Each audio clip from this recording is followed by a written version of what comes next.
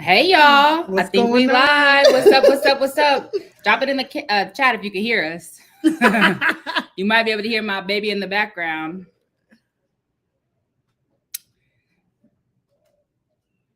Shout out to So, Sankara. I'm just trying to see. Okay, three yeah. watching. Okay, we're gonna go ahead and assume y'all can hear us. Mm-hmm. What's cracking? What's good? We back. We here. Finally, Finally. You feel me? A little it's bit on a CP time, but that's yes, okay. that's all right. There's been a lot of life happening. A lot So, of life. And so that's actually where we're gonna start. So, as you all know, not her screaming. So, I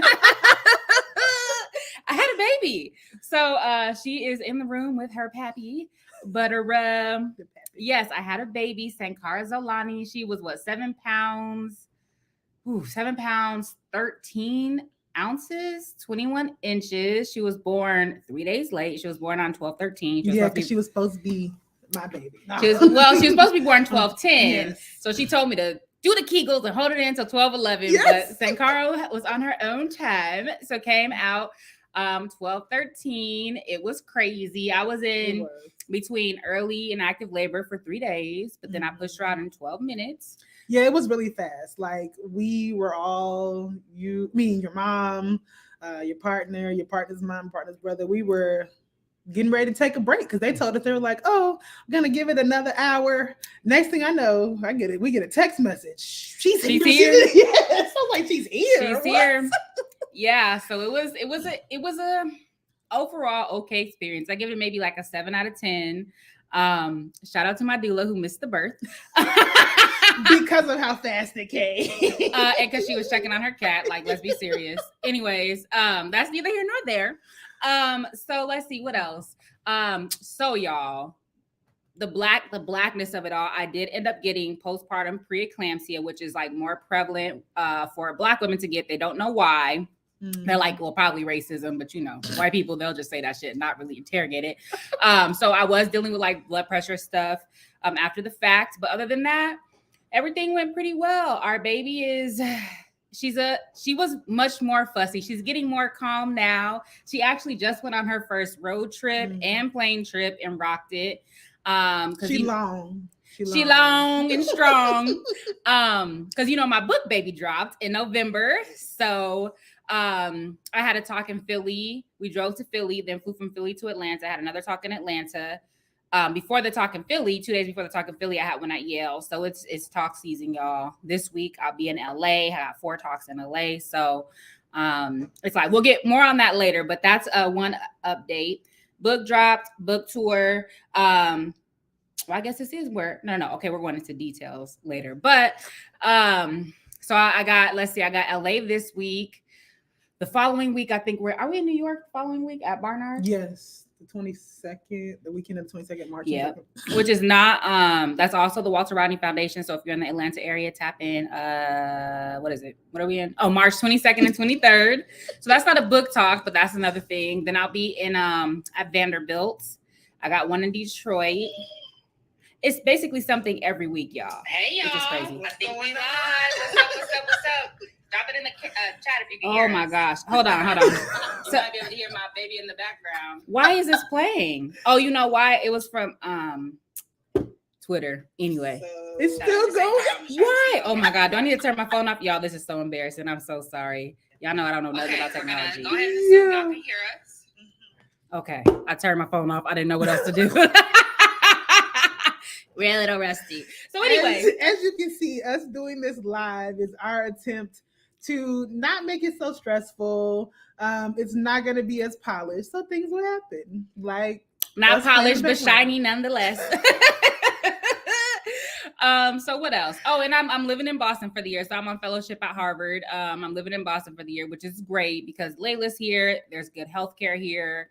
So it was great having a baby here. Well, Boston is trash, like let's be honest, but the community has been good. The experience has been real cool so far, so cannot complain. What's going on with you? Not a whole lot, honestly. I'm a godmommy. That has been a joy for me. I am a very family oriented person, and I realized that before you had your baby, my other friend Tahira had a baby a few months prior. I had not held a baby since before the pandemic. And prior to that, like I was the baby snatcher. That's my nickname of him. So I'm very much enjoying my godmommy roles. I spend Mondays here with the baby. So that is also why we're recording on Mondays, because it already works. Let's see what other things. So there's been a lot in my life. There's just been a lot of deaths. While my aunt passed, my uncle that's married to my father's oldest sister passed just this last week. There's been a lot of things happening in that regard. And I think I might have mentioned this before, but I have been considering becoming a death doula. It is something that I started to really consider after my mother passed, because there are just so many things that you take for granted in that process when you have to figure out like what do you have to navigate in terms of end of life things, estate, even if you don't have anything, but all the kind of estate planning, all of the kind of bureaucratic administrative things that you have to deal with on top of just your grieving process. And so that's something that I've been thinking about. I actually have one of my doctoral students, his name is Vic Johnson, shout out to him. He's from Philly, but he is actually a death doula. And so it's something that he and I have talked about. So that's something that I'm thinking about. So you'll be a death doula. I'll be fresh to death. Oh my God. If so facto. Anywho, no, on all seriousness. Oh no, not the all seriousness. In other news, my students nominated me for a Global Educator Award, which is very exciting. Much deserved. It is. I think it's a relatively new award at the school, but it is something that typically they want folks who like actually take students abroad. But because I've been teaching, I teach Afro-Latin studies this semester. I'm teaching a gender, social justice, and transnational activism. So my classrooms are always, extending beyond the U.S. And when I mentioned that I had been nominated, the class that I have now, all of them were like, well, can we write letters? So that felt good. That was nice. Let's see, what else have I done? I'm on fellowship, kind of, sort of, yes, but I'm also still working full time. The fellowship experience has been interesting. The person who's directing the fellowship is Dr. Regine Jean-Charles, who I love. Jean-Charles. Who I love and appreciate greatly. But we've talked about it. I thought that the fellowship would be a little bit more like we would have shared readings and things to discuss on the theme, because the theme for the fellowship is world making, world building. But we've mostly been workshopping our own work, which is also useful. Nothing wrong with it. I just thought it would be more, but I'm grateful to have that experience. And yeah, it's been a lot of traveling too. So I'm also just recuperating. I went to Yale with Sharice, but right prior to that, I was in Paris for a conference, which we'll talk about a little bit more, at Tropical Marxism's conference. And then I went, and right the day before that, I was at home in North Carolina at my aunt's funeral. So just recuperating at this point. You just came off spring break? Yeah, it wasn't much of a break. Well, the fellowship is cool. Well, I don't know about everybody else's work. I went to Layla's fellowship talk. It's great, doing great work. Should be working on the book more, but working at least for toward a publication. So that's great, especially developing the theory of Pan-African feminism, or theory or praxis, whatever it's going to turn out to be. So stay tuned, y'all. It's going to be dope. So that's our life update, y'all. And then I guess in this section we could talk about, so basically what we're thinking about for format of this is like, so every other week we'll have something like this where we're doing like the life study revolution, rundown, chat, analysis, etc. And then on the week in between, so it will be next week, for example, we'll kind of run it back and then really have much more engagement with y'all in the chat. See if there's anything we missed, like what we're thinking about it. It'll probably be a little bit shorter show, but that's what we're thinking for format for now. But we're open, flexible. We just want to make sure that we're being consistent and doing like what allows us to be consistent. So yeah, y'all can let us know what you think about that format. So we are seeing your messages in the chat now. but we may or may not respond to them today just because we want to save the in-depth audience engagement for the off weeks. Mhm. We're not well, I guess we will be live still, but we Mhm. won't be doing the main show content or Mhm. whatever. Mhm. So on to, so we just mentioned like all the talks and travel we've been doing. So on Monday, no, it was Tuesday and Wednesday, I think. Layla and I Yes. went to New Haven to Yale. I was doing a talk. It was pouring rain. It was freezing. What do I think about that talk? So that talk, I talked about Black women and the Black Scare, Red Scare. I think the talk itself was really good, if it needs to say so myself. It was a good talk. It was a good talk. The attendance was pretty low. Which, listen, you can think many ways about this. One is that it's a sort of more intimate crowd, so there could be more engagement. On the other hand, I'd be feeling a little bit bad because they go through all this work to organize people to come and speak, and then like it'd be low turnout, and so maybe that might affect ability to get funding or whatever. I don't know, but I get my money either way. Whatever. So, but I think the Q&A actually was good. There was a lot of graduate students there, a few faculty, so I found that to be good. See, this is why we can't look at the chat. Maybe in the revolution we'll talk. There's a revolutionary update, y'all, about Shaun King. Anyway, so that talk was good, but I really enjoyed the talk the next day with the grad students. Yeah, so there was a workshop the next day with grad students where like it wasn't even really too much about research. They really were just asking about like methodology and like how do you just be radical like in the academy. Like, what is that like? We had some good Ethiopian food. Yeah, it was. There was some rice, and we were like, why the fuck is there rice? We didn't eat the rice, but the Ethiopian food was good. Shout out to my student Jorge, who's a graduate student now at Yale, who organized the graduate student workshop. So shout out to him. Yes, yeah. No, I mean, I appreciated being able to think back about that process and what it is like to figure out finding your own way. And I mean, obviously the world is hostile generally to most of our positions, but I think there are some ways that being in a graduate program makes it feel acutely hostile. Yeah.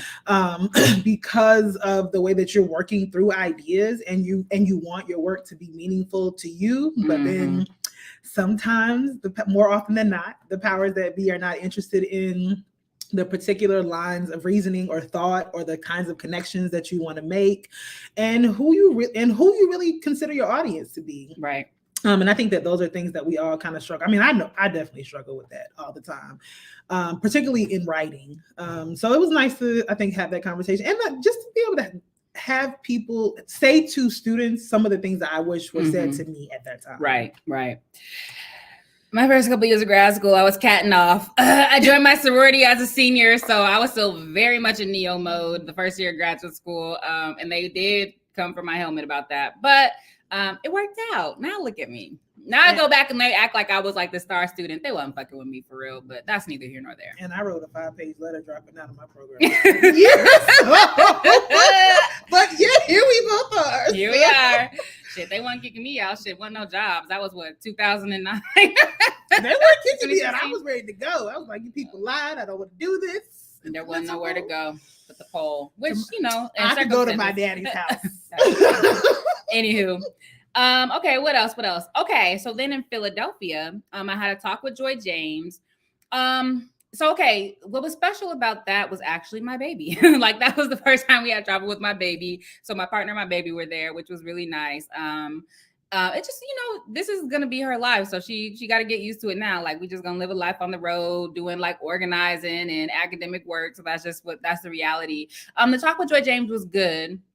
And the talk gave me an opportunity to read her New Bones Abolition book, which was really interesting.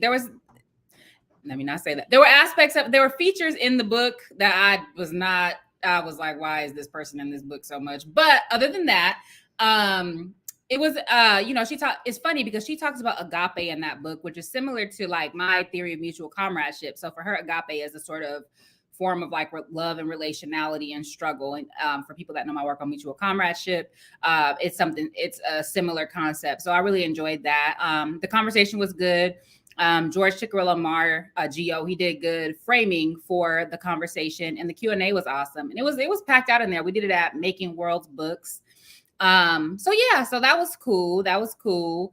I think not unlike like Layla and myself, like me and Joy in conversation, I think gives a different presentation of what academia could be, because like we don't give a fuck, like and because I think we've published a lot. Obviously Joy James much more than myself, but like it at a point where it's kind of like whatever, like we just gonna say we said what we said, and so I think that it allowed us to stage a conversation that was really good. Mm-hmm. Then we flew from Philly to Atlanta. So I had a talk on Friday night with Kamal Franklin as the interlocutor, which was cool. It was great to have somebody from it, like an organizer that is like rooted in Atlanta, because he was able to connect the book through questions that related to like Stop Cop City and the types of organizing that are going on there. The BAP Comrades pulled up, of course. Also in Philly, the BAP Comrades pulled up. So that's always great. My baby was there again, and I had to, tell people, my baby's here. She starts crying. Mind your business. She's a baby. What else? And Atlanta was cool overall. Mama Patricia Rodney was there, so she held my baby. She blessed my baby. That was great.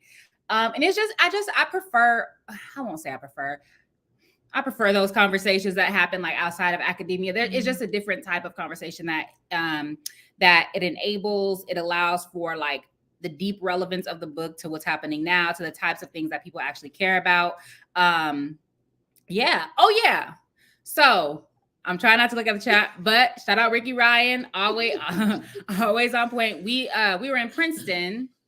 So when Layla was in Paris, myself, Ricky, and a bunch of other people were in Princeton talking about race and capitalism. That was also like a dope gathering. Very interesting. Princeton is a very interesting place, but I think that there was some good conversations, and no, Sankara wasn't there. So anywho, that's been my journey so far. We'll have another update because I have 4 talks in LA. Midnight Books is on Wednesday. Thursday is CSU Long Beach. Friday is CSU LA, and then Saturday is All Power Books. Love the comrades at All Power Books. So if you're in LA or the area, pull up. And, my touring life is not nearly as exciting as Sharice's right now. But I did get invited to speak at this Tropical Marxism Conference at the University of Chicago Center in Paris, which was actually it was cold and rainy. Also, the weather was terrible. But it was actually a really good experience for me also, because for me, it was the first time that I was on a panel that was in an academic place with someone else doing something on Pan-Africanism specifically, but also someone who had the same understanding of Pan-Africanism as I did. It's a French-based scholar. His name is Amzat Boukari. I forget his it's a hyphenated last name. It starts with a Y. But he, I believe, is originally from Benin. But he's been based in France for a while. And Walter Rodney was invoked many times over the course of these 2 days. So it was interesting. Shout out to me and Musa. It was interesting, I think, to be in a place where there was, I think, a good mix of scholars and folks who also consider themselves to be doing work outside. Max, what's Max's last name? Ajon. Yeah, was also there. We had a great conversation afterwards. We actually, the Pan-Africanism panel closed out the conference, and there was supposed to be a third person on the panel, but there was nobody. And we actually took up all the Q&A time, and people seemed to be really interested in some of the things that we were talking about. The other thing that was really interesting about the conference, though, so the whole Tropical Marxism, moniker, whatever title, they drew from Aimé Césaire's. Aimé Césaire visited Cuba in 1968 for a cultural congress, and he basically commented that what he saw happening with the Cuban Revolution was what he called a tropical Marxism. And I'm glad you explained that, because we were like, "What the fuck, tropical?" That's because it sounded like some luso-tropicalism, like racist shit. But I'm glad it came from him. Yes, but I will say that in true academic fashion, a lot of the papers were really interested in like delving into the sort of philosophical differentiation of what is tropical Marxism. But the funny thing is, I think on my panel with Amzat, both of us were really like, if you want to call it tropical Marxism, you can, but I don't really have a dog in that fight. Pan-Africanism is what it is for me. But actually what I think came out of that conversation though, is that I think for Pan-Africanists, Marxism becomes, like as Ross Rawlings describes it, a methodology. But it's not something that I'm wedded to naming in terms of the way we're existing. I think there's more interest for me in having a clear and concise understanding of what Pan-Africanism is, both as an objective and then what are the ways in which we engage in study that allow us to come to our shared understandings of Pan-Africanism. So I really appreciated that about the conference. And y'all know I've talked many times about my trepidations about writing, and just got pushed more by Max in particular. Like, hey, tell Max when the fuck is he gonna have me on Real News Network, because he delinquent. That was supposed to happen when I was in Baltimore. But anyway. But no, he came up to me immediately at the end of the conference. He was like, have you published widely on the things you presented today? I was like, widely? No. He was like, thinly, narrowly. Yeah. It's like, snatched. You really need to get it out there. I was like, okay, one day. Mm-hmm. But yeah, so that's my immediate update. But we are both presenting at the conference at Barnard on March 22nd. What is that? It's like a radical feminism conference. Imperialism. Yeah. Mm-hmm, something like that.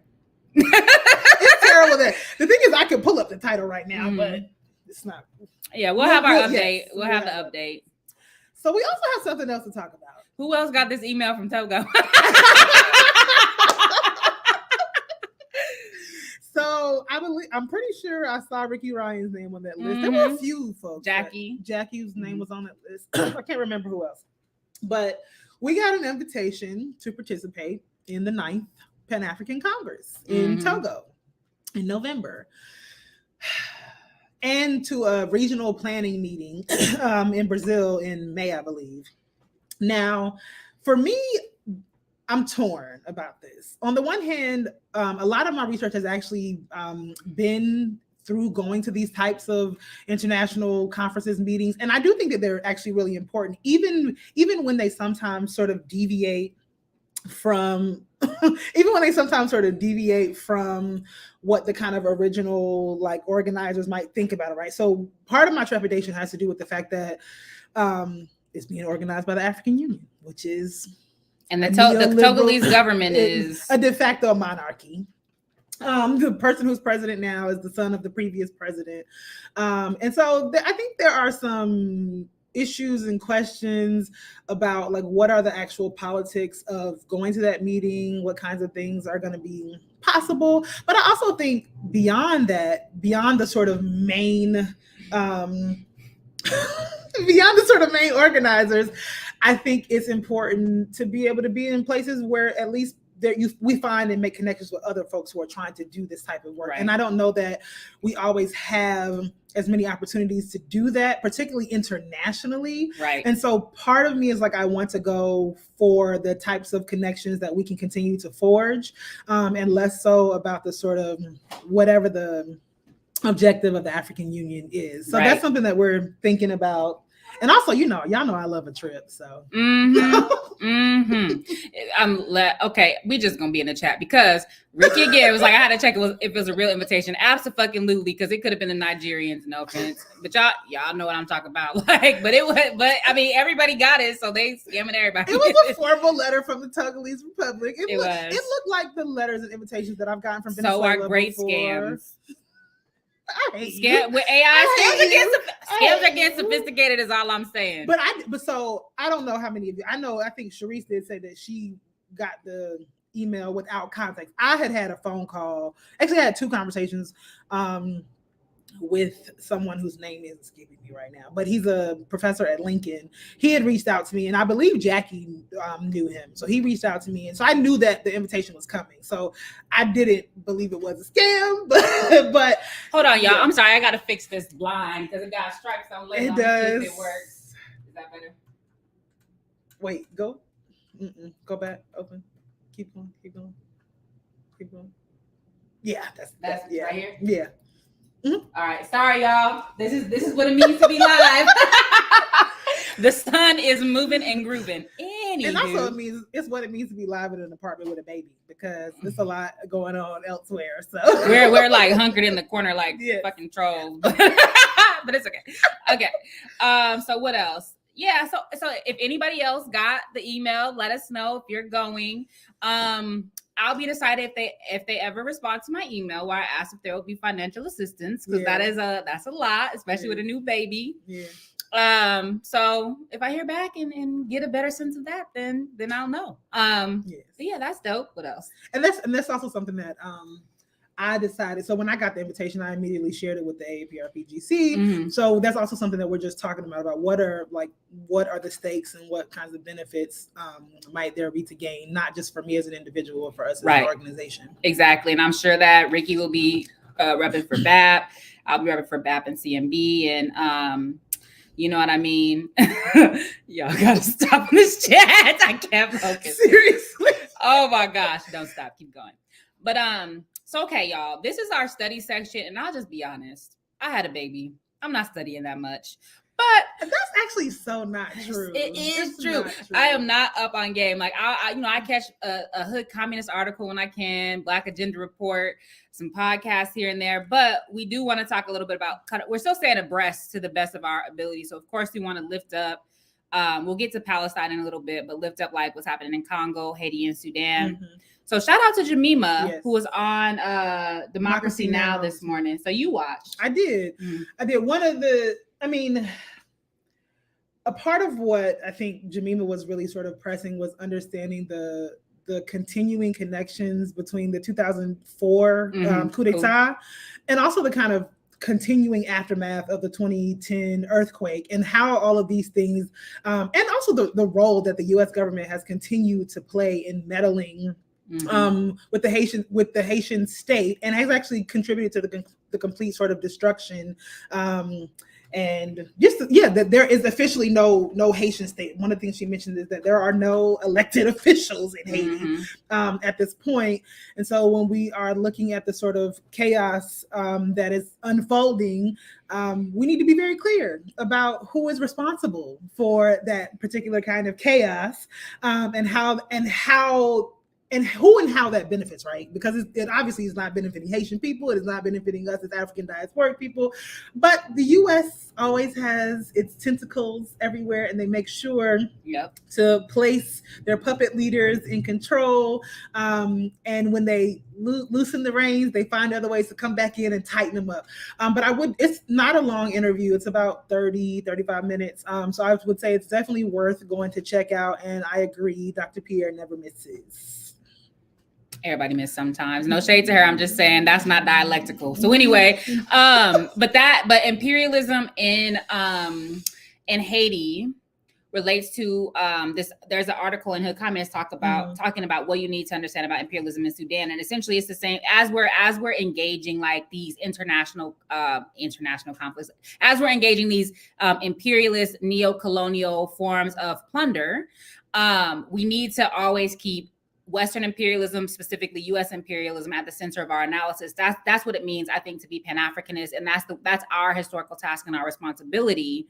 And so, the U.S. is all up in everything, right? And Israel as well. Israel is funding the RSF, the rebel, the rebel military. And I only know, I admittedly have not stayed super abreast of this conflict, but I definitely recommend reading the Communist Black Agenda Report.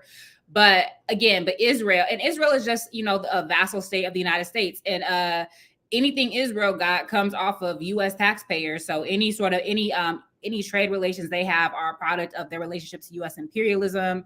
And it's important to lift up what's happening in Sudan and also what's happening in Congo. So side note to Congo, I was just reading something that said like a U.S. court ruled that tech companies can't be held accountable for child labor that is being used to mine cobalt and other minerals that go into compute, like laptops, cell phones, etc., which again just goes to show, of course, this can't be adjudicated in U.S. courts because U.S. jurisprudence, and all three branches of the U.S. government are owned by these very corporations that ostensibly they're trying to hold accountable. So we always need to keep that top of mind when we're thinking about what's happening all over the world. And that also reminds me. So there was this other controversy, right? Did you see this about how like people were like, oh, was it Bson? So this is a whole other thing, but Bson and Motaz are like so-called anti-black because of some random one-off statements that they made, I guess, about Sudan, right? Tangential statements about Sudan and how because these places are anti-black, it's like, see, this is why we can't show solidarity with Palestine because people are anti-black and blah blah blah. And there's a number of issues with that. Number one, it's been really crazy how these two people have become. We try to make them into these celebrities, right?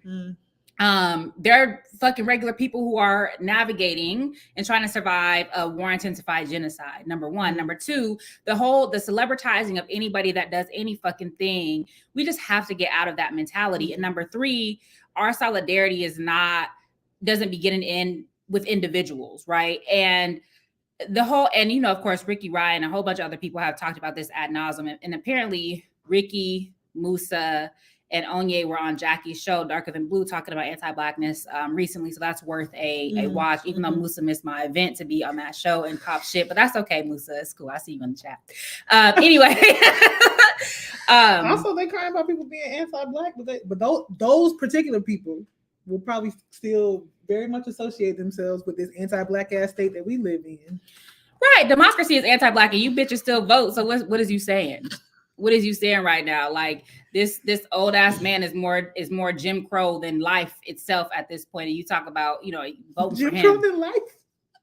Anyway, so we just wanted to lift up Haiti, Sudan, and Congo. Of course, there are many other conflicts happening, like alongside Palestine, not in lieu of talking about it, but because I do believe, and I'll die on this hill, that because these things are happening in Africa on the one hand, but also in Haiti, which is normalized as dysfunctional, like it's also just Africa of the West. So exactly. So people's radicalism stop at the shores of Haiti or stop at the shores of the African continent because these places are considered to just be crucibles of chaos, death, disorder, mismanagement, etc. It doesn't get the same type of attention and because they're not the colonial machinations are not as stark as a place like, a place like Palestine. Like they can sort of fall by the wayside. So again, as Pan-Africanists and internationalists, it's important for us to lift these things up and to be very discerning about who we believe. Everybody who's talking about these things are not to be believed. Everybody who has a fucking TikTok and a camera is not to be believed about these conflicts. So we also have to have some media literacy about who it is that we listen to, because half these people, even when they look like us, even if they, they try to turn to identity reductionism. Shout out to Erica who actually coined that. Anyway, so even people who who purport to be or not who are from these places, it doesn't mean that just because they are Sudanese or Congolese or even Haitian that we automatically need to believe them, right? We have to have the same type of class analysis, political interrogation that we would have from a Black person from the U.S.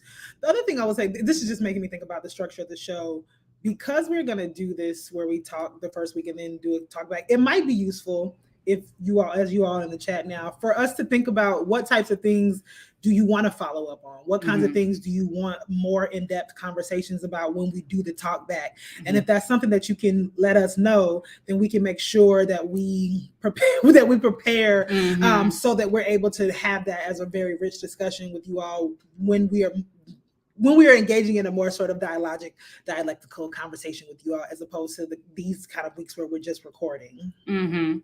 So the other thing that we need to pull up, we didn't do enough for the reading, but just know that we are still staying abreast and we still care about these things. But we did want to sort of go through this, turning to Palestine for a second. We're going to talk about it more in a bit, but we wanted to turn to this piece again from Hood Communist called Our Narrative, Operation Al-Aqsa Flood. And so hold on. So they linked the actual document, which is called Our Narrative, Operation Al-Aqsa Flood. But their article is really important because it presents some really important questions that we wanted to engage with you all. Sorry, we're looking for it right now. It was up. Let's see, right here. So again, shout out Hood Communists. We just basically repeating back what the fuck y'all doing. So whatever. All right. So okay, so it starts like everyone has an opinion about Palestine and resistance, but not every opinion is based on the reality of the actual resistance. Between historical illiteracy and misleading media propaganda, the average person in the United States knows very little about Hamas and therefore the actions which took place on October 7th for themselves. Instead, we are force-fed a particular narrative. The only narrative we are told is appropriate to share. However, this is a dangerous deception for Africans who must be steadfast and clear in our analysis of geopolitics, especially as it relates to an oppressive force like Zionism, for which we must be committed to smashing. Therefore, it is imperative that all peace-loving Africans commit themselves to reading and studying the words of the Palestinian resistance, and we must adopt this practice in every part of the world. Below is an official narrative of October 7th in its original form as shared by the forces involved. As you read, here are some key questions you should ask yourself. And again, this is not only about what's happening in Palestine and what's been happening about Palestine since the Nakba, but about Sudan, Haiti, Congo, Pakistan, the Sahel, et cetera, et cetera. So the first question is, who benefits from the narrative being suppressed, right? Who benefits from the narrative being suppressed? And I guess the other side to that is who benefits from the narrative being lifted up? And often there are several narratives that are being suppressed, like all at once, right? Yeah. The second question is, how does objective history support the narrative that I'm reading? Are there trustworthy sources which navigate, I cannot talk, y'all, which negate that history? If so, who produced those sources and with what support? So we were going to talk about this later on, but this particular question makes me think about, I have a Zionist student in my class this semester, y'all. I will say this though, I think that she is really struggling. That particular student is really struggling with their own thoughts because they haven't left the class. We had a full week where we read about Palestinian resistance. I assigned Layla Khaled's autobiography, My People Shall Live, a few interviews with her post October 7th. And she's remained in the class, but her initial pushback was that I was bringing up Palestine too frequently in our class, unsolicited by students. And I found that interesting because it's a class about gender, social justice, and transnational activism. But what I will say, why this particular question made me think about that is when I was attempting to put together an email response to her issues, I was attempting to provide sources, right, of things to look at, to read. And the response that I got from my chair was that the email felt adversarial with the student. I find that to be a little bit disingenuous, one, because how do you not see a student who's trying to challenge you on this particular issue at this point in time not being adversarial from the beginning? But beyond that, if my job is as a teacher, I'm supposed to be supplying sources. She can read other sources, but part of what I'm doing is helping you to understand something. And so when I began to tell her about my own understandings of what Zionism is, I was told that she did not appreciate me giving her or teaching her Jewish history. And so this question about objective history and what narratives does it support is one that I think we really have to interrogate for ourselves, and that as teachers, we should really be pushing our students also to understand. I have several things to say about this, but first of all, ain't no motherfucking student who is just pulling off of their identity and their guilt, my adversary. That is the wolf howling at the moon. Like, we are not equals in this. Like, your fucking, again, your identity reductionist opinion is not the same as my research position, period. Like, that's number one. Number two, the child tried to tell her, not only did she point out what was incorrect, but gave her a point by point list of how she might conduct the class. She's talking about the student. The student, that's what the student. The caucasity of that. Yeah. And see, this is the logical extension of the safe space, fucking coddle, like students are consumers, students are customers, coddling model that we built up in academia, whereby these people think that their feelings should determine how a classroom is organized. So I could go on and on. I'm gonna just leave it at that. But like that.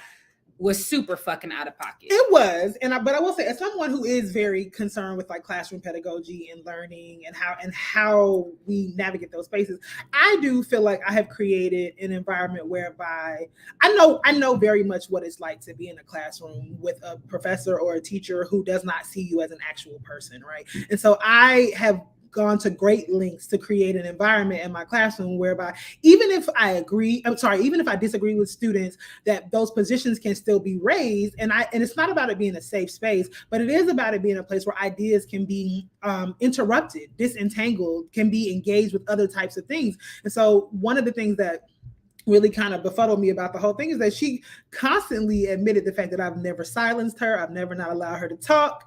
But she, because of her own fears, chose not to, because she said she looked around the room and it did not seem she was on the wrong side of history. Yes. Let's call a fucking spade a spade. Yes. And no, you're absolutely correct. It's one thing to cultivate a learning community whereby all different understandings of what's happening can be raised. That's not what the fuck happened, because she didn't say shit in class. Yeah. She tried to hem you up in an email. She did. And then go on to tell you that in this particular instance, everything that you've laid out in your classroom needs to be disregarded to mind her feelings. That's a hell fucking no for me. And meanwhile, it's 40 students in the class, and so the other 39. So when this particular thing happened, she only could guess what their positions were because not all of them had said it. But then, 2 weeks ago, before spring break, is the week that we actually read about Palestinian women's resistance. And I have to say that in spite of that particular student, I was very proud of my class. And they really, to me, I think they brought up all kinds of important connections. I was really impressed with the way they were able to talk about what was happening in Palestine and make connections to the rest of the world, but also to have it in a very sort of nuanced way that was nuanced, but also was very clear about who the aggressor was and who the I don't even want to use the term victim, but I don't know, give me a wordsmith. Who the oppressed? Yes, I don't know why they did. Who the oppressed? Who the aggrieved? Yes. Who the sufferers? The sufferers. Yes. So I am waiting. I am waiting to get back in the classroom. I'm waiting for the day, because I will not have that same grace. And that's what I can say about that. But number 3 is why do African people in positions of power all seem to talk about this issue in the same way? And so I take that to mean the comprador class, the managerial class, the buffer class, which is a great question. And this is also why, again, we can't look to individuals, right? We don't venerate and live or die by what an individual says, which reminds me of a tweet in a slightly different context that I made this morning, because everybody's praising this man. What's his name? Jonathan Glazer, he made a Holocaust movie and he won an Oscar for it. And then, through shaking and through it took immense courage for him to say that, stop genociding. He didn't even use the term genocide, right? He just said that these people are hijacking our Jewishness and the Holocaust for a Occupy project or something very, I won't say benign, but something that was not anything like super radical. And then you see all of this commentary about it, like, oh, we need to make sure we watch his movie and we need to follow everything he does. And so like what happens is that we treat this as it's such a consumerist logic that just because somebody says something right one time, that all of a sudden we need to, and then the reward for that, right, is consumerism. So it's such a consumerist, individualist, unserious way that we engage these issues, especially when we put all of our hope or all of our understanding in the basket of some celebrity doing the right thing or not. And I feel the same way about people fucking shaming DJ Khaled.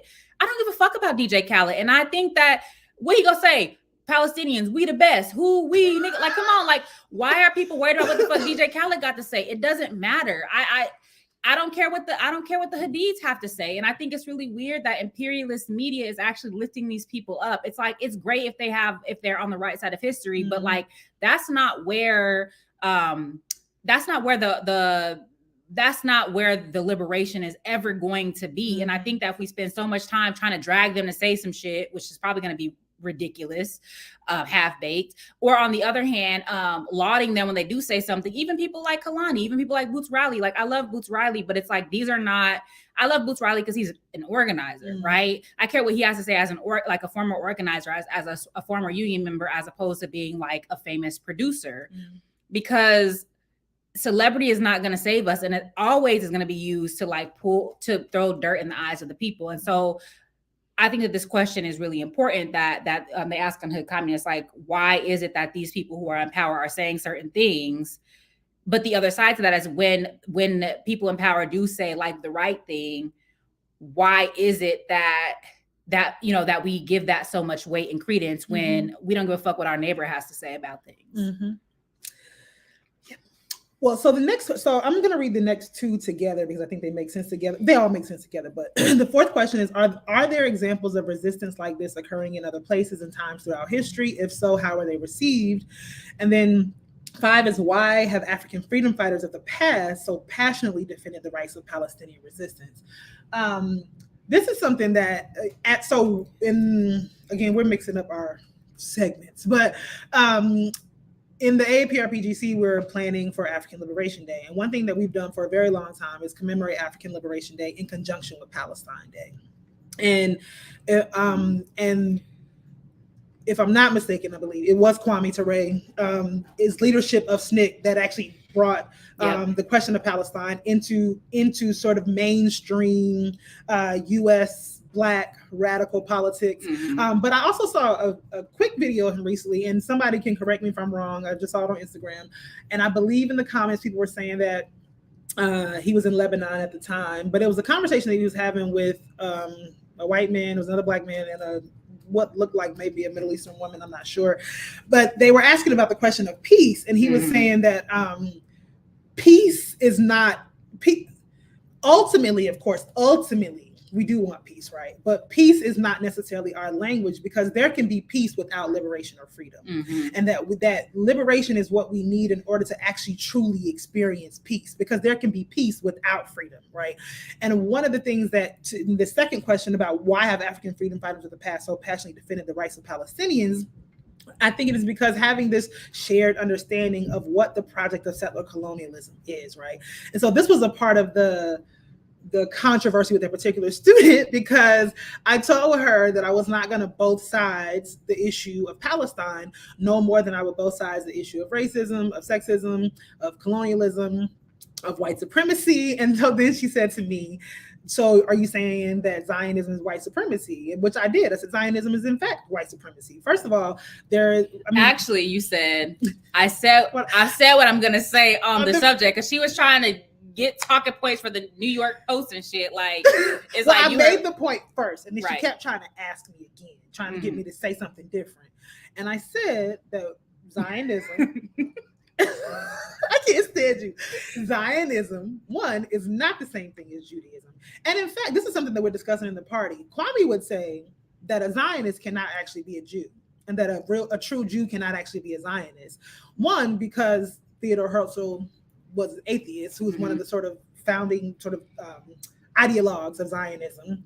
But two, that there is a difference between the sort of ethno-state project of Zionism and the religion of Judaism, right?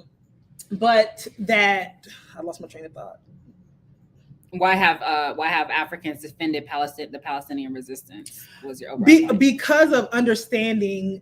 So when I made the comment about Zionism being white supremacy, it's because the state of Israel would not exist were it not for the Balfour Declaration and the British Mandate.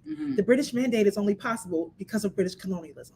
British colonialism is white supremacy, period. So there's no way you get to Zionism without white supremacy, and you don't maintain it without the without the U.S. supporting and backing it, right?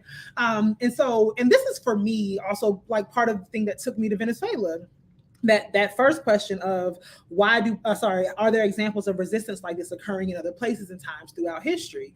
I remember when I first went to graduate school, the thing that my dad said to me is that Venezuela is, at that time, this is like 2008, 2009, he was like, it kind of looks to him at that time like Cuba looked to Black people in the U.S. in the 60s. And he was saying, it might be a place to study, to watch, because it might be a place we end up needing to go. And so for me, having an understanding of all of the places where people are struggling against particular form capitalism, neoliberalism, colonialism, imperialism, and what that looks like in this moment is very important for us to understand, and that we have to understand the interconnectedness of these struggles, because we are not going to be able to successfully wage and win any of these struggles as individual national entities, right? As individual people. This is something that requires an international, a Pan-African, transnational response and approach. And so we have to understand how these things are intimately linked and connected. And I think we do that in a lot of different ways. And I think it's important for us to continue to sort of push that. And I think the other thing too, going back to the thing that I was saying about objective history, but objective history is not objectivity, by the way. We are not objective when it comes to this thing, because objective means both sides, and we're not doing that. But we also have to see how things develop over time, because an organ or an entity like, for example, the PLO might be radical at a particular historical moment, and it might not be. And so this is also why it's very important to understand history and context, and to that question of are there examples of resistance like this occurring in other places, and how were they received? If at a particular moment, a revolutionary or radical entity is being received favorably by the powers that be, then they're probably no longer radical or revolutionary, or at least the people who are purporting to speak for that entity. So the next question is, who benefits from African people remaining neutral in the face of this? There was this organization called the International African Service Bureau, and their motto was educate, emancipate, cooperate, neutral in nothing concerning the African people, right? Neutral in nothing concerning the African people. And so that's a great question. What does it mean for Black people or African people to be cajoled, right, or coerced into remaining neutral about a particular issue? Because there is no neutrality. Neutral is de facto siding with imperialism.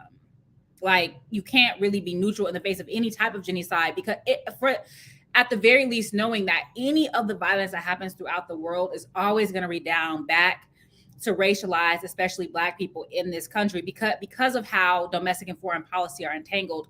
All of those weapons of war that are practiced here and then exported abroad, or that are practiced abroad and exported here, they always are going to be used against Black people, period.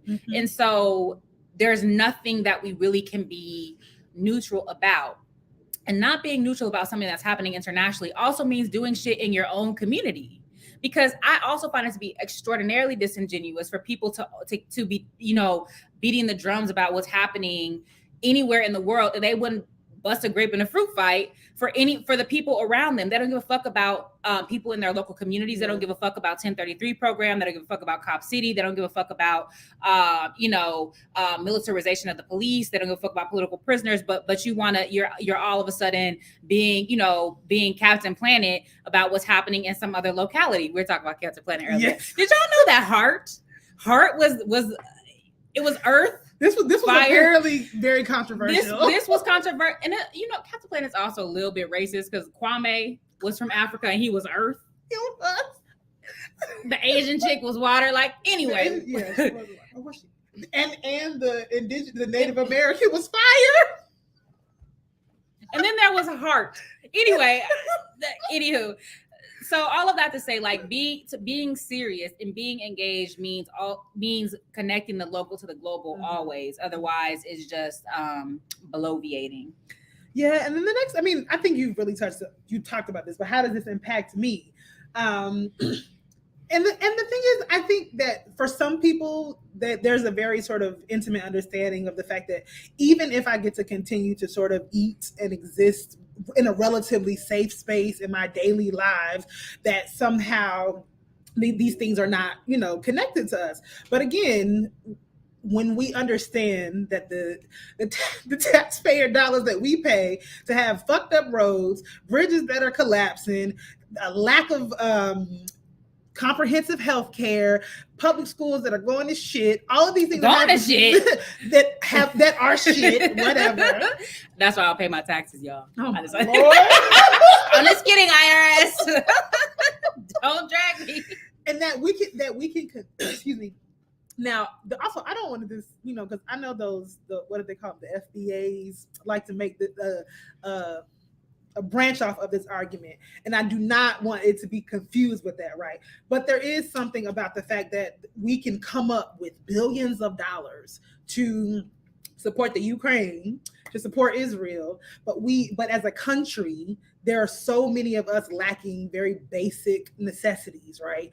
And so those are I think the very sort of tangible ways in which they impact us, right? But then we also have to think about the more intangible ways in which these things, if they don't have to have necessarily a direct daily impact on us for it to matter, right? And if you care about what it means to exist in the world and to be able to live a free life as a human being, then you have to be opposed to the conditions of genocide. You have to be opposed to them wherever they are occurring, right? Because they're occurring here. Yes. These are conditions of genocide. They knew that in the 1950s. Somehow we lost the plot. Anyway, okay, so I'll read the next two together because they go together. So what strategies and tactics were used in Palestine prior to October 7th, and were they effective? And then what role did the events of October 7th play in elevating the cause of the Palestinian people into mainstream consciousness? And that's really, really, really, really, really important. And it's really important, which is why they keep asking the dumbass question, like, do you condemn Hamas? Because they know that this represents, at the very, very least, a turning point, not only in the history of Palestine, but in the history of internationalism and the history of the challenge to neocolonialism and imperialism, and in just the consciousness raising, especially because we're seeing this war intensified genocide happen in real time, right? Now, which again, I'm a little bit ambivalent about. Because you see, so I can draw a historical parallel. One of the reasons why the civil rights movement was as successful as it was, because it came about at the time of the advent of televisual media. So this is arguably the first time that it was being shown on television, Black people getting their ass whipped by the cops, getting bitten by dogs, getting blown across the street by fire hoses. And so to the extent that liberals have a conscience, Kwame Ture would quibble with whether or not they know, right? This was shocking. And to a certain degree, it is shocking and appalling, like what we're seeing happen in Palestine. But I will say that we've also been relatively, it's been normalized in the society, not only from the snuff films of Black people getting murdered by the cops, but also just our day-to-day, the day-to-day things we consume on television, whether it's, I'm guilty of this, true crime, right? Or all the propaganda, the military propaganda, etc. It's a little bit normalized, and so we might be like, man, that's sad, or ooh, that's atrocious, but it's not necessarily enough to galvanize in the way that if we weren't inundated with those images all the time. And I also very much disagree with the fact that only the most heinous and terroristic forms of violence are those to which we have the responsibility to respond. Because there's a whole range of genocidal, because genocide is not extermination, right? There's a whole range of genocidal practices that are happening, even the destruction of like cultural sites, right? That's part of genocide. And that is equally terrible because it's an attempt to erase a whole people off the map, right? It is a direct affront on self-determination. And so all of that to say, there's a lot to contend with respect to October 7th. And I think that it's the quotidian things as well as the more spectacular things that makes October 7th and its aftermath like relevant, right, and noteworthy. Yeah, absolutely. And then the final question. I mean, there's also so much more to say about this, and we'll continue the conversation. Sorry, I was laughing not at this, but of course, has anyone mentioned? I know, I saw that. y'all really care about this man. Anyway, the final question that you should contemplate is, based on what you've read, what lessons can the worldwide African liberation struggle learn from the Palestinian resistance? This is something that I was also thinking about when people make the comments about like, why do Black people care about what's happening in Palestine? And for the most part, Palestinians have also cared about what has been happening to folks in the U.S. too. And I just because I was on the ground in Ferguson and organizing around the time, I just do remember very, very concretely what some of the responses were from Palestinians who daily had to deal with tear gas, to deal with bombings, when they were trying to share their tips about how do you combat and confront having to deal with tear gas in your face, right? That's a very sort of basic kind of everyday kind of thing, but I do think that seeing these forms and types of solidarity are really important. I also, through this process, so I always knew that my father had a close connection with Palestinians when I was growing up, which is why I'm named after two Palestinian women.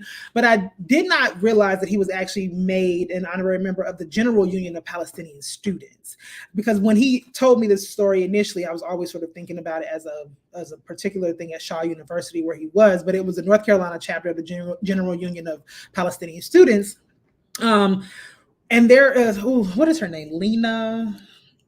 There is a Palestinian feminist scholar. Her first name is Lena. Last name is Meiri, Meari, I believe, who has a really good piece on the Palestinian student movement, and understanding sort of what it meant that the origins of the Palestinian student movement are actually very different than the origins of the student movements like in the US, right? Because the Palestinian student movement actually really formed as a result of the Palestinian diaspora being formed. And so it really largely formed as, like a secular and an international organization, right? That was then supported inside of the Palestinian territories by the PLFP and the PLO at the time. And that as the PLO sort of came into more power and made some compromising decisions, a lot of the ways in which Palestinian students came to organize was about galvanizing support for Palestinian liberation, as opposed to the kinds of student university struggles that we see like with university administration, right? So over like housing or, tuition or whatever other, curricular kind of matters. That's not really how the Palestinian student movement came to be, even though they did come to take those kinds of things, right?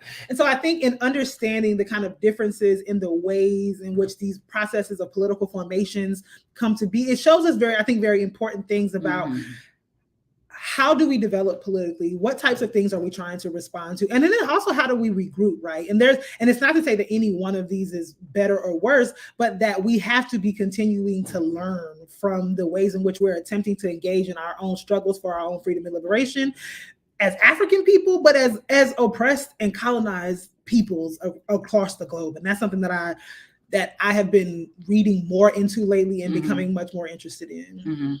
Ooh, ways in which we realize No, but that was all bars. So then they end this piece with, as you come up with answers to these questions, we provided links to articles on the site that may challenge or strengthen your perception. Consider that it is 10 times more powerful to read and discuss in community with others, as we just did with you, our community. Feel free to use these questions to spark conversation. We must be patient and daring in order to disrupt the flow of status quo conversation that exists in our world today. That task is made easier when we are informed. So, again, like as we've said, as Hood Communists have said, as other entities have said, like we are in the war of ideas, which is why these questions are really important and why it's important to really take seriously like what the dominant narrative is, what work that narrative is doing, and then how do we need to understand what's happening in Palestine, what's happening in Haiti, what's happening in Sudan, what's happening in Congo, what's happening throughout the world? Like how do we need to understand that in order to fortify our own struggle, right? In order to engage in our own anti-imperial, not only organizing, but ethics, right? Epistemology, et cetera. So shout out to the communists for that piece. And definitely read the PDF that's linked. That is the narrative on the ground in Palestine about Al-Aqsa flood. Yeah. So we also want to be mindful of structure for the podcast. And so we want to kind of keep the episodes around about an hour. No, we don't. I thought we said an hour and a half. I thought we said we were going to see how long this one lasts and then try to model that. It's an hour right now. We still got hella shit. No, this is old, babes. Oh, well, we still got a whole we still got the whole revolution. Yeah, section. but we've been talking about, we talked That's about true. most of this. We did already. We did. Now, the one thing that I did want to bring up, and I don't know if so, I watched Killers of the Flower Moon recently, and you know, not you tucking your curl. Because okay, first of all, I don't really know what I expected. So I can't say that it was or was not what I expected. But I just left with so many questions. One in terms of the production of the movie, I do feel that the Osage people, women in particular, because it was mostly the women's story, were just very highly underdeveloped as characters. Like to me it played on all the kind of tropes of like indigenous stoicism, and like, you know, just not very expressive. The single tear. Yeah. yes, it did. And so I had just a question about, I'm curious about how Osage people or other indigenous people feel about the portrayal, the sort of acting, the artistic portrayal of those women in that particular film, right? So that's just one thing about the production. But then too, I just like, why do these women keep marrying these white men? And now what I did come to realize, though, is part of it was that having to declare themselves, was indigent the word that they use? I don't know if indigent is something like that. But basically, once they discover oil on this land and all these Osage people become rich, right? Now, as a way of blocking their own wealth, they have to now basically become wards of the state, even as like adult women have to become wards of the state. And so on the one hand, perhaps they were marrying these white men to get access to their own money, right? But then I'm just like, to me, again, and this, people feel different ways about this, but to me there's an interesting contradiction with the desire to maintain. It's what is it called? What? Killers of the Flower Moon. Oh yes. Well, I was about to say Quest for the Silver Fleece. I don't know what I'm saying about. Girl, leave me alone. Killers of the Flower Moon. Sorry. That's a Martin Scorsese film. It's long. It's 3.5 hours, I believe. Yeah, it's long. It's very long. And that's also what makes it even more egregious that the characters were not developed. They had time. Yeah, they had time. Like, the white men were fully developed. And also, this is the other thing about that movie, right? The FBI. Yes, the fucking FBI. Like, it's like Killmonger, Black Panther. Black Panther. Because now they do make mention in the film that J. Edgar Hoover is coming up using these. So this is how they know about him, right? Because he's using his tactics to disrupt Black organizing. But then basically the way that the movie is couched, the FBI ends up coming in to be the savior of the Osage people because they start investigating these murders that have been happening, which by the way, the numbers are very disputed, right? Like on like the slave trade numbers. On the low end, some people say that, 12, 20 people were killed. On the higher end, people said this community of 2,000 Osage people had experienced in the early 1900s about 600 murders. And so 600 out of a community of 2,000 people is more than a quarter of the population. This is crazy. Math. Yes. And just like dying back to back. And so, yes, it is FBI propaganda. And so like, I see a lot of people talking about the importance of having the story told. And I do think it's important for the story to be told, but there are so many other problems that I see with the way the story was told. Because even if it were true that it was finally the FBI that comes in to do these investigations, the story could have focused on the fight that the women actually were engaged in to try to figure out what was happening, right? And to me, as much as this movie was about showcasing what was happening, it engaged in another form of silencing their particular experiences. So I just was not impressed with the movie, but I don't know how other people feel about it. So that's my little rant. Well, I saw Dune too.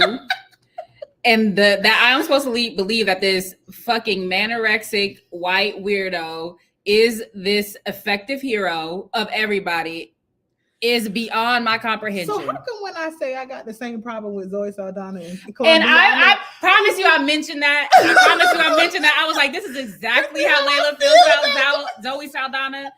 But I'm like, what's his name? Timothy Chalamet. Yes. I'm like, y'all got fucking Willy Wonka. Y'all got Willy as the hero of this fucking movie, young Willie Dub. Okay. No, Anyway. but for a point of reference, my issue with Zoe Saldana is many things, including her lack of acknowledgement of her blackness. But in Colombiana in particular, the girl weighs 75 pounds. How is she kicking everybody's ass? I just don't understand. But anyway, that's the manorexic comment. Same way, dude. I was just like, seriously. And then also, isn't there like in Dune? It's like the people. I don't know the name. Like I didn't watch it that closely. I fell asleep a couple times because I got a kid and it was dark in there. And the chairs. It was like your first non-baby date. It was our first non-baby date, and it was 7:00, but it felt like midnight, and it was cold in there. But the people whose planet they're on that have the what is that? The being that they're spice, aren't they supposed? They're like. They're based on Arab people, right? They even wearing basically like hijabs, like Bedouin kind of exactly. Yeah. And so there's also that to be said about this thinly veiled like story about like racialized people. The stripes are back, y'all. Sorry. The angle of the sun keeps changing. Right. So anyway, I'm sorry, but whatever. It's another gripe about these movies. It was perfectly entertaining, but and then that weirdo, he gonna curve Zendaya, like, come on, bro. Like, I just anyway. See, the white hero watch Dune. I don't even know what the premise of Dune is, but Hollywood has a white hero problem, and we not buying it. Whether it's the FBI, whether it's Willy Wonka, whoever it is, it's like we're not. Oh, spoilers. Oh, well, that movie's almost 3 hours. There's a lot that wasn't talked about. Anywho. Wait, spoilers for Dune or? Oh. I don't know which one. Well. Charlemagne. She said Charlemagne. Charlemagne. Apparently also, so wait, somebody earlier said it was something about the way you pronounce another word, and I was just curious. I don't know how it's pronounced. So where is it?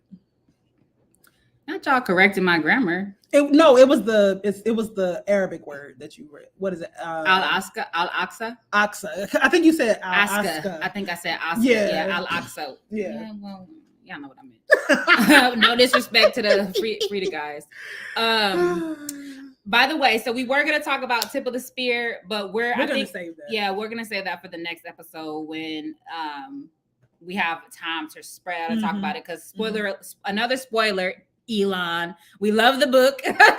It's a great book. Everybody should read it. Yes. And if you have read it, maybe we could do even like a reading group. Yeah, maybe like be more sort of engaging in some way with that. Because so y'all want to read with us? Yeah, y'all want to read Tip of the Spear? Tip of the Spear? It's the bomb. I could ask Ori if he'll come on, but Ori he tired. He tired of us. He said back then they didn't want me. Now I'm hot. They all on me. But I'll ask him. That's true though. It is a very good book. So, but if y'all, this is what I'll say. If y'all want to read with us, for our debrief next week for Monday, try to read at least the intro in chapter 1. Yeah, for Tip of the Spear. Intro on chapter 1 for Tip of the Spear. Because if we can get our shit together, basically what we'll do is we'll come on screen and then just have the playback in a screen within a screen. We don't know how to do. I can speak for myself. I know how to do literally nothing. Same. So we can figure it out in a week. And if y'all are tech people, help. Shit, because we don't know. For the Revolution section, y'all, we basically talked about what we were going to talk about. Yeah. For real. But I do want to. There's something in my heart. This is impromptu, but there's something in my heart that is based on something that has transpired with a particular organization. Y'all, I say this all the time, and I am not the first to say it. I will not be the last to say it, but you have to wage principal struggle within an organization. You have to wage principal struggle within an organization. And waging principal struggle does not mean you get your way. And if you do not get your way, there's ways to, it's not, we are losing. And it's not, especially Black radicals, like our power is so weak that we cannot afford to do we cannot afford to do either counterintelligence or the work of disruption that used to be done by the government. I am not saying that all pushbacks of organizations or all critiques of organizations or of organization leaders are pig work. That's not what I'm saying. Some of it is. Even if you're not on the payroll, you're doing it so they don't have to. But we have to wage principal struggle within our organizations.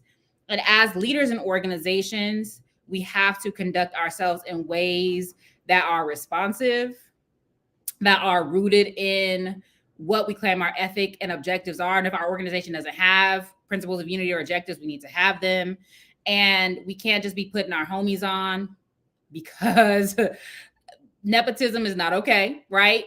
And granted, in some organizations, there are going to be some things that are appointed, but that needs to also be rooted. There needs to be communication and transparency about that. But like the way that we relate to one another and the way that we relate to our organizations and our organizations relate to our communities are foundational.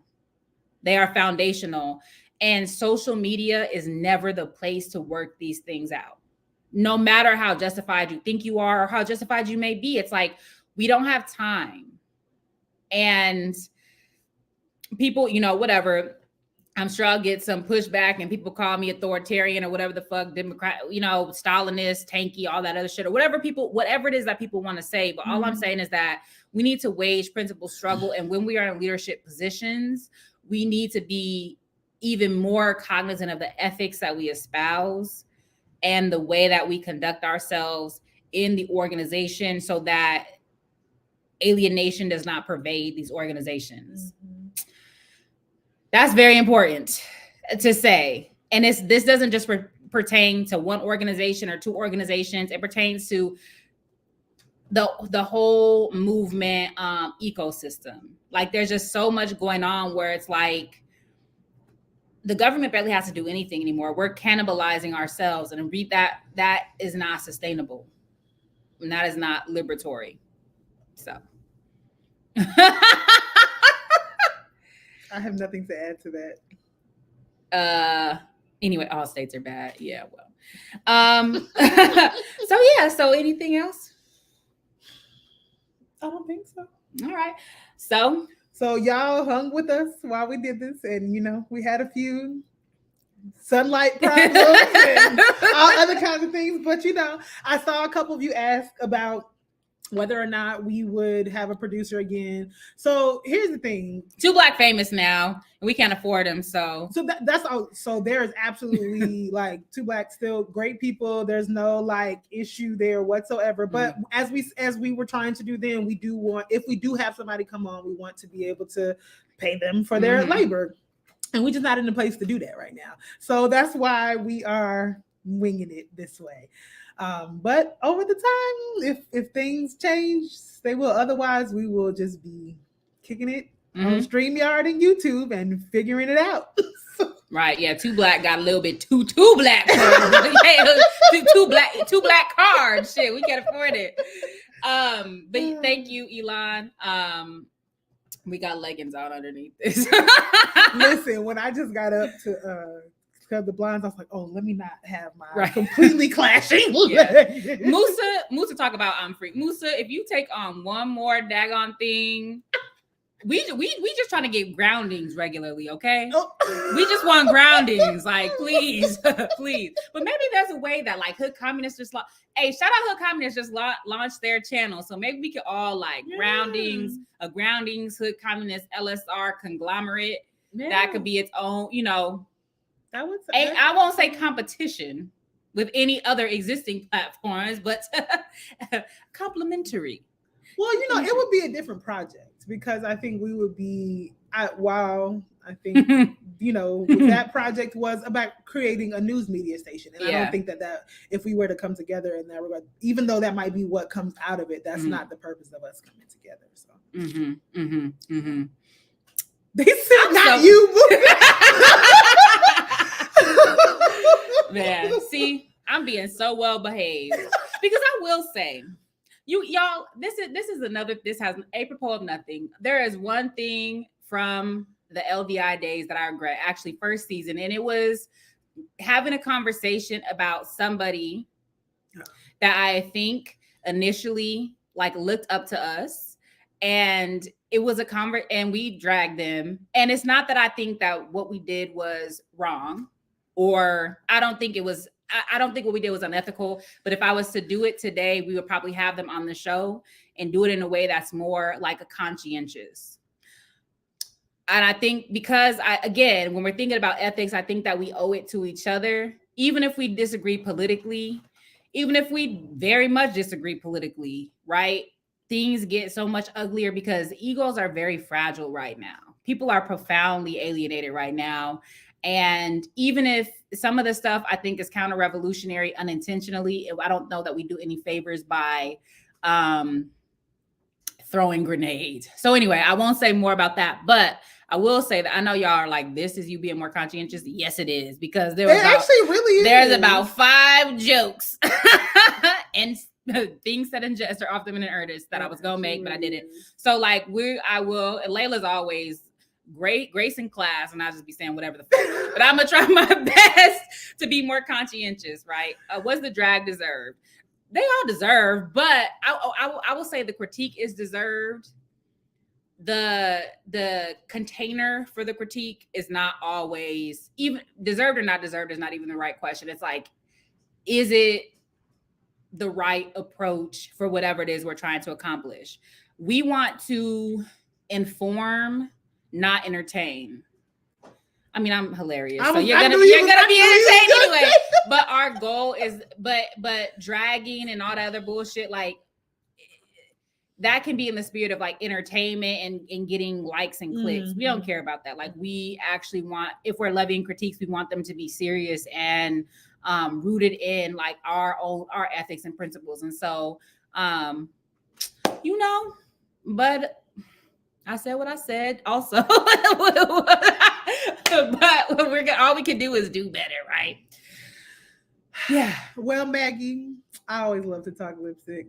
I was trying to look to see if I don't have it. It's here somewhere, but I don't have it with me. So it was the highlight of bitch ass Heathrow. Was it a Heathrow? It is where I got it. I hate Heathrow. The nutsack of the world. Heathrow is London. The worst.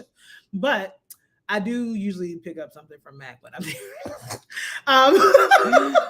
But so I don't know what this one is called. So the color that I like is Old Lady. Oh, not old. O-H. Old Lady. Mm-hmm. But that was the retro matte lipsticks, and this has been reformulated. So it's a color that's like, I don't know if it might also be called Old Lady. I can't remember, but it's in that family. So if you go to MAC and you say you want the new liquid lipstick that's similar to the color Old Lady, you can have it for next week in the chat bag. So that's something that's important. So next week, intro in chapter 1 of Tip of the Spear. Layla will have the update on what lipstick color that is. What else? Wait, should I not be cursing people out? I mean, listen. Yeah, no, I think you can curse people out, but don't curse people out on your podcast. You probably especially if they're not here. If you curse them out, they should at least be here to like defend themselves. It's not just like a one-way, like, you know what I mean? That's, I think that I think was not, the person didn't get an opportunity to I know, Devin. Musa, my bad. 50 people. Like that's y'all really stuck with us, because we definitely told y'all 8 months ago that we was gonna do something, man. Here y'all are. I was like, we still have followers. There's still people following. We're gonna do better. We're gonna do better. We are here. We're here. We're not queer, but we shout out to the guys though. Yes, the guys, the thems, theys, everybody. She's like, we love everybody. Well, no, we don't love everybody, but we love every revolutionary, irrespective of what body you're in. Yes. Punto. We love every revolutionary, whatever. We do not love everybody. We not rooting for everybody black, everybody anything, because y'all be wilding. Yes. So the reminder is, if folks want to read with us, when we come back for the playback, we will also be. Wait, are we gonna for the playback or the following week? You said for next week, intro in chapter 1. By the following week, we can just do the rest of the book. Okay. Yeah. But Musa, if you want to help us figure out how to do the video within the video, I feel like that's enough. Oh, Cornel West. Oh, we should try to get Cornel West on here. Young Corn Chip. Not Young Corn Chip. Y'all think he would come on? Do y'all think Cornel West would come on? We should do a poll. Would you rather have Cornel West? Or who? I don't know who else is Sean King. I'm like that is for Musa and Darian. Robert F. Kennedy. Is that his name? Who? The one that was running for president, Robert Kennedy. And isn't it Robert Kennedy? I don't know. Oh. Who else? We could have Karina and I do not know Claudia. why in this moment I just started seeing Jonathan Majors running down the street. Hey, we can get let's see if we can get Jonathan Majors. Let's see if we can I get promise you that that whole thing just went and Megan. Oh God. Okay, now we're just being ridiculous. Anyways, now we're just being absurd and we are gonna edit this out. Okay. Always Joe. Oh yeah, definitely Gerald Horn. Twitter said not Leak, with El Shabazz.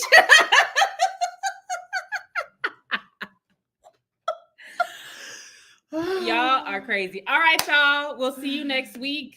Tip of the spear, intro in chapter 1. Tip of the spear. Is that the tip of the Listen, we're done. We're done. All right. Bye, y'all. Wait, oh no.